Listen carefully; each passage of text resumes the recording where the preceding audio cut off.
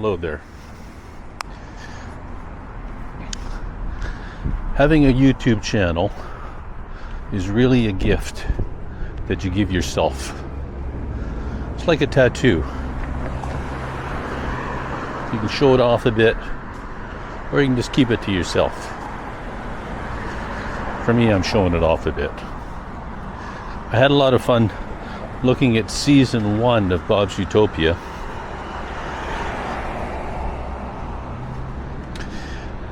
I cut out a few things, but mostly I left it all intact and in order, and it boiled down to just shy of 30 minutes of video. And it was fun to look at that from 2019, October, November of 2019. So I decided I'm going to do season 2 and then probably season 3 as well. So here's the first half of season 2 of Bob's Utopia, and you'll notice that it's from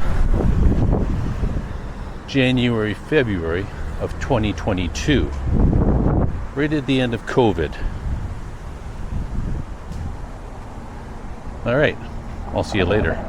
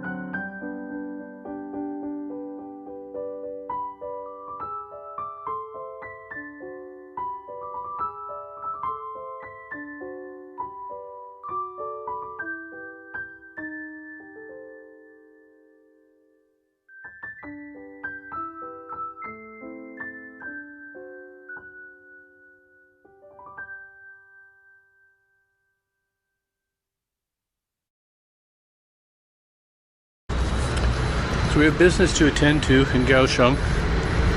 One of the things I'm doing is getting my residency. I let it lapse, but I got all my paperwork, and I'm hoping to get the process. Well, I'll get the process started. I may actually get residency this trip if I'm lucky. So another thing I like about living in Kaohsiung is walking. In Canada, I do walk around when I'm not working, but most of the time I drive. And of course in the winter time, for about 3 months, it's so cold you don't feel like walking anywhere.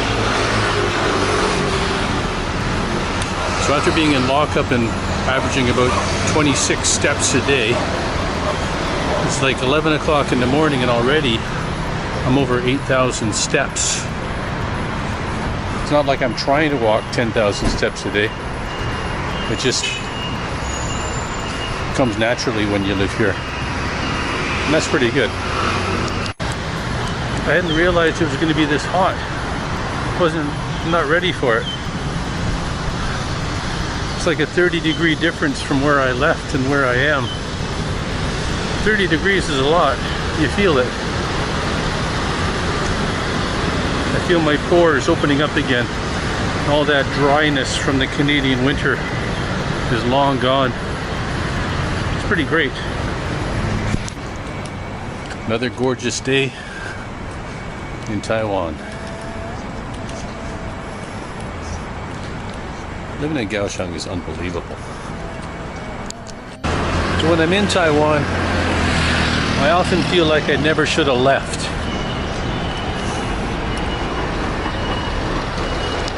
One thing I discovered by making videos and by taking pictures is that it kind of forces you to stop and look at things and pay attention.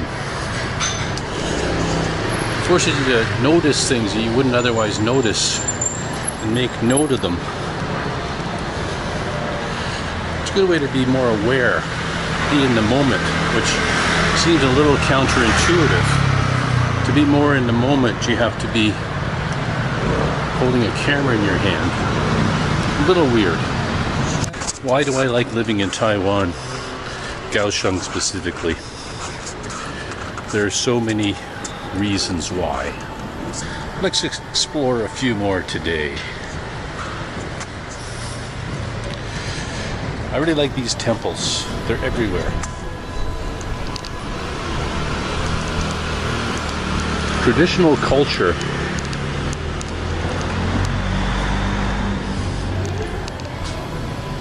I don't understand any of this stuff, but I think it's really, really cool.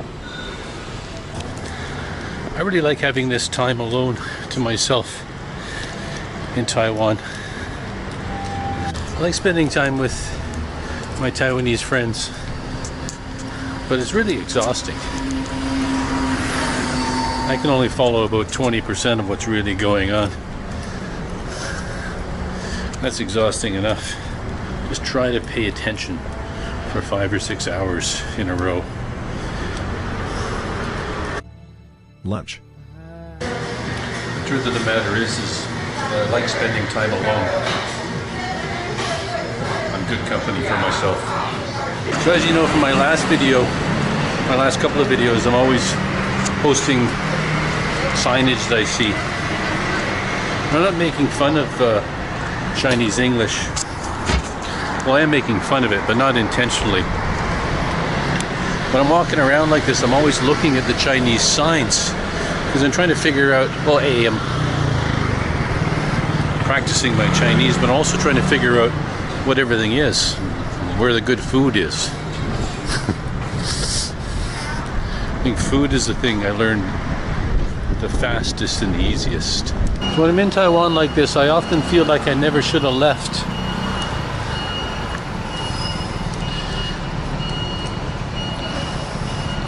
It's so easy for me to be entertained here.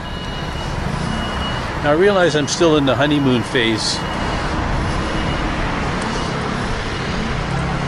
I have this book that I brought with me called The 3,000 Most Common Chinese Characters. Apparently if you can recognize those 3,000, you can pretty much read the newspaper and do most everything you need to do. My goal is just to get a little bit better every day. Learn one or two things, but learn them well. So I've become a little inconsistent with my postings here on YouTube. The truth of the matter is I expected to have a lot more free time while I was here. Last time I was here I had free time and nothing but free time.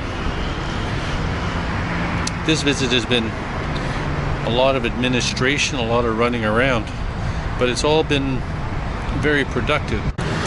The other big news is that I got my ARC, my Alien Resident Certificate, my Alien Resident Card. So I am now legally allowed to enter and leave Taiwan as I wish, pretty much. It's the first step to getting full permanent residency. So the plan is coming together. It's a good plan. I love it when a plan comes together. And the weather turned a little cold yesterday. It was only 13 degrees in the daytime. That's chilly. I've never experienced anything like that as a daytime temperature in Kaohsiung. It was actually a little refreshing, which is nice. I had to find my jeans and a sweater, which I hadn't worn since leaving Canada. The air is different in Taiwan. When it's hot, it's humid. When it's cold, it's still humid. Not that it's that cold. Today's about 18 degrees. But everyone's talking about how cold it is. You feel it because it's cool. It gets into your clothing.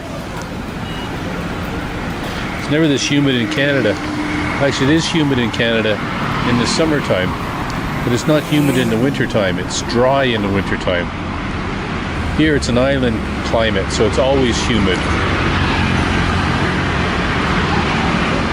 You also feel it inside government buildings on the 3rd or 5th floor, where you take a number and sit down.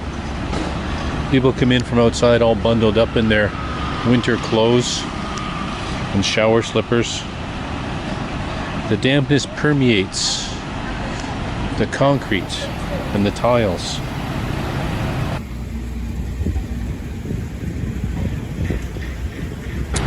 My nose adjusts to the dampness. I sneeze every day, usually 3 or 4 times in a row. I never sneeze so much as when I'm in Taiwan. I think it takes maybe a year, who knows how long, to get used to it. I'm not complaining, I just notice these things.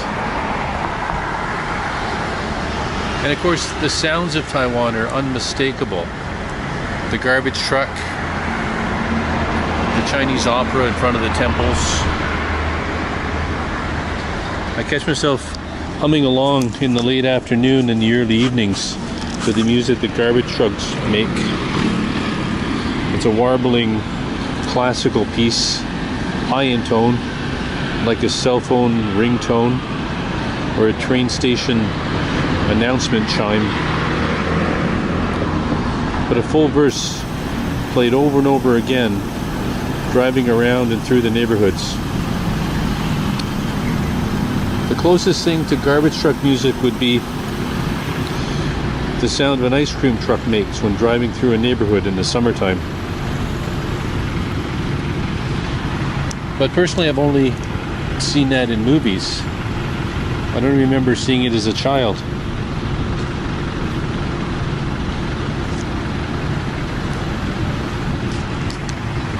And of course, there's the low rumbling